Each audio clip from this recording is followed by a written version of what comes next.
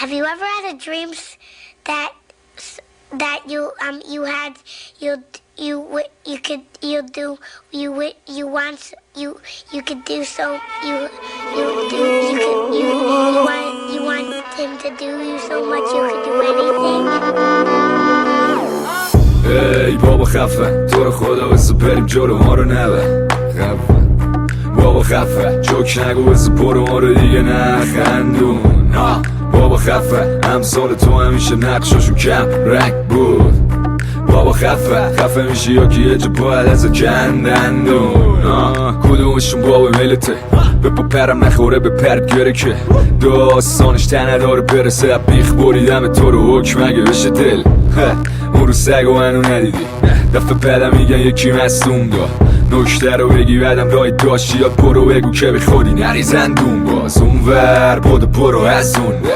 باتی اونا که قانونو نشکونده چه پول تا میزد خونده تخماشون همیشه تو گلو چسبونده است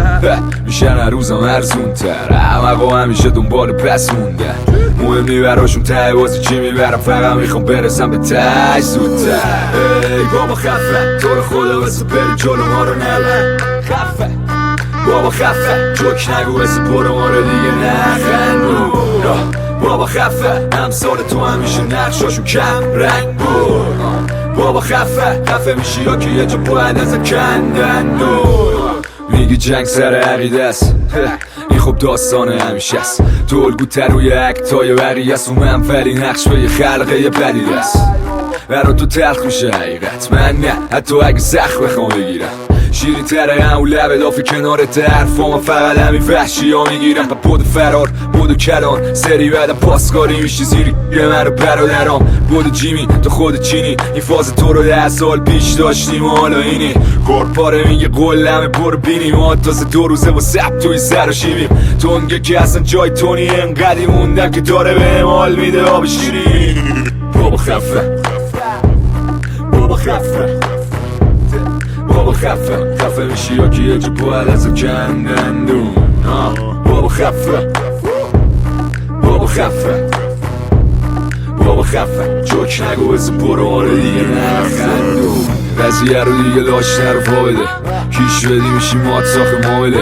داستان ما رو داشته پیشاهده دنبال اینی مثل خاک ما رو را بده بریم توی دلش سیسا ولی فرش و پر نکن جلو ما اون کنو بده قرشه کم و بیشا ما رو میداری و شده داستان پیر زن خونه خالی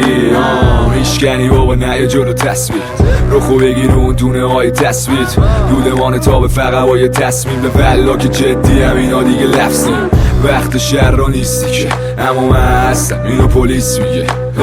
هر بارم تو کیس میده میدونن که تشم بازی با ما میس چیده خود مافیا قدیمی شاکی ها زیادن